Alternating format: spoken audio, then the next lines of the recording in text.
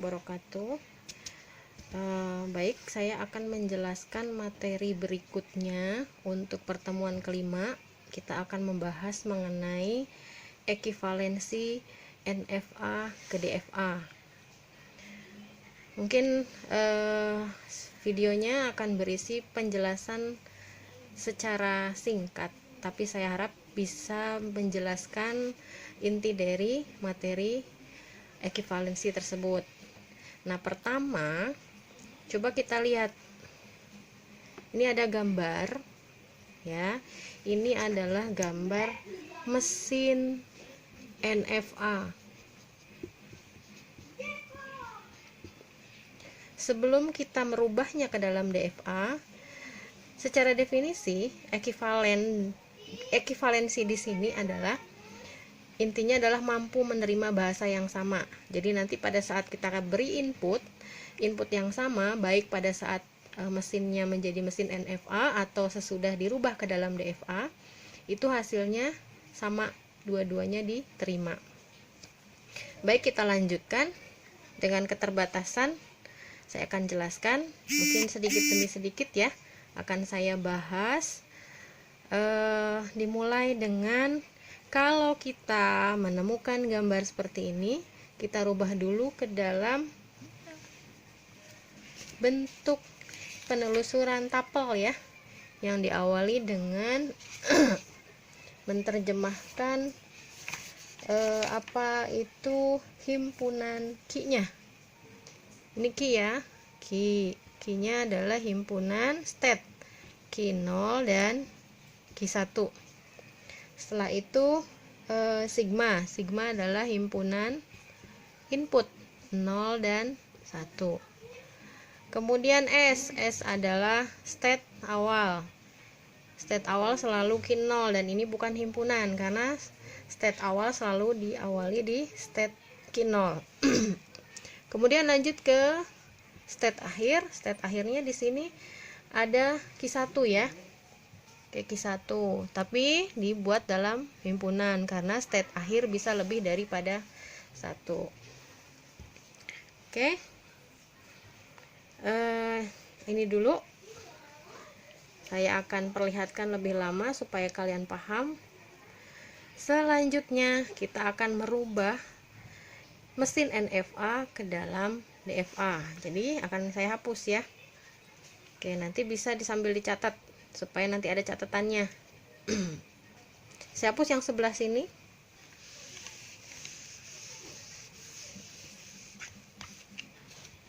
Baik, dimulai dengan membuat diagram transisi.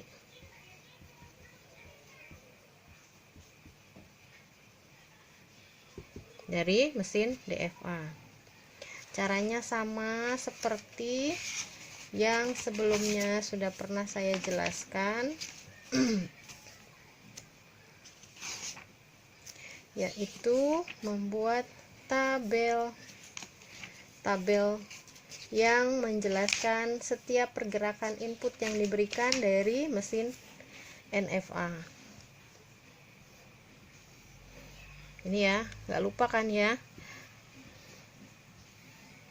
Ini adalah diagram transisi, kemudian state key 0 dan key 1, lalu inputnya 0 dan 1, maka ketika key 0 diberi 0, lihat gambar sebelahnya, key 0 diberi 0, itu ada dua pergerakan, ke key 0 nya sendiri lalu ke key 1, maka ini hasilnya himpunan key 0, key 1.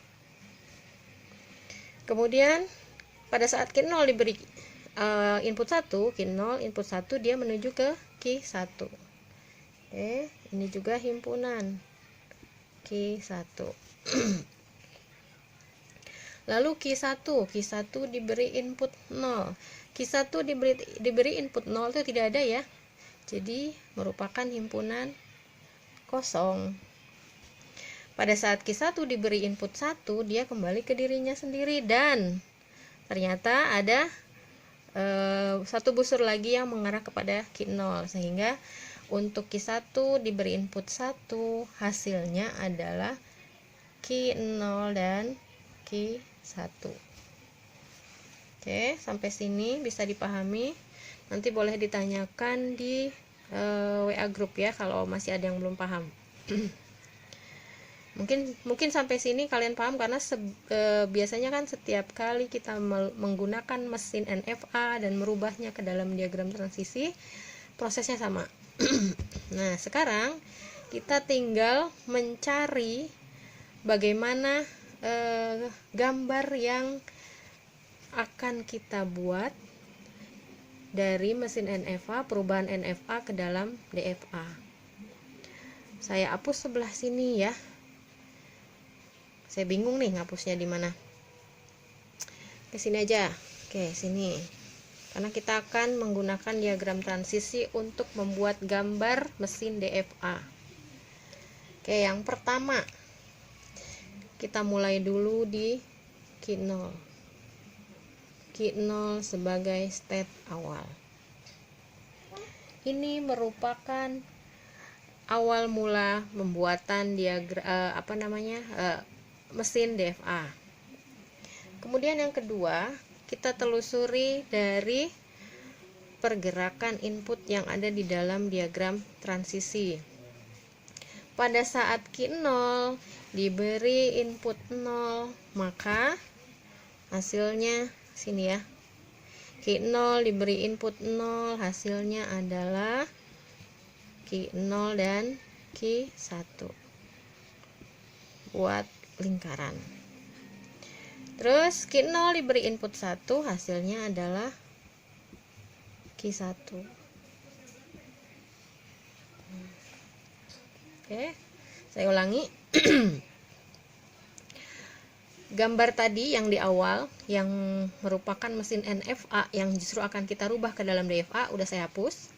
Diwakili dengan adanya diagram transisi, kita coba membuat mesin DFA yang sama dengan NFA yang tadi. Karena keterbatasan whiteboard, jadi saya hapus, sehingga hanya ada diagram transisi yang menjadi petunjuk untuk membentuk mesin DFA. Pertama, dimulai dari state awal Q0. Selanjutnya kita cari dari sini supaya kita tahu arahnya kemana aja. Pertama, dimulai dari Q0. Q0 diberi input 0. Q0 diberi input 0, hasilnya adalah Q0 Q1. Tuliskan yang ini di dalam bulatan lingkaran yang menunjukkan adanya input Q0 dengan Q0 dari state Q0 dengan input 0 menuju Q0 Q1. Lalu Q0 mendapat input 1, itu akan menuju ke Q1. Oke, sampai sini paham ya? Berikutnya adalah Q1. Berarti sampai sini penelusurannya adalah penelusuran dari Q0. Penelusuran Q0 itu menghasilkan gambar seperti ini. Q0 diberi input 0, hasilnya Q0 Q1. Kemudian Q0 diberi input 1, hasilnya Q1. Sekarang beralih ke transisi di Q1. Q1 diberi input 0. Q1 diberi input 0, ya hasilnya adalah himpunan kosong. Maka kita buat ini himpunan kosong.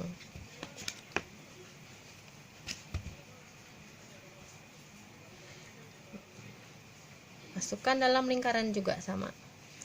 Q1 diberi input 0, hasilnya himpunan kosong. Lalu Q1 diberi input 1. Q1 diberi input 1, hasilnya adalah Q0 Q1. Berarti ke sini ya. Nah, Q1 diberi input 1 sama dengan Q0 Q1. Dan ini yang tadi, yang ini ya, ini adalah penelusuran dari sisi Q1. Yang ini tadi Q0, yang ini adalah penelusuran Q1, hasilnya seperti ini. Jadi ini merupakan hasil penelusuran Q0 dan Q1, tapi ini belum selesai. Karena untuk masuk ke mesin DFA itu semua harus ditelusuri. Artinya ada muncul himpunan baru, yaitu Q0, Q1 dan himpunan kosong.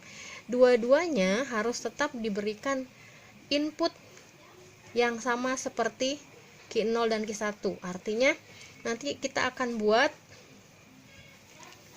perpindahan dari Q0, Q1 dan himpunan kosong.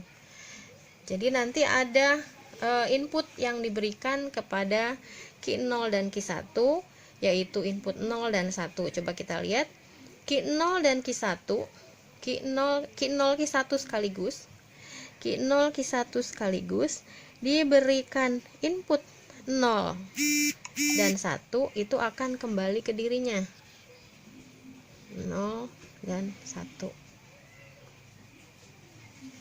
Ini berarti Q0 Q1 ini juga sama, Q0 Q1.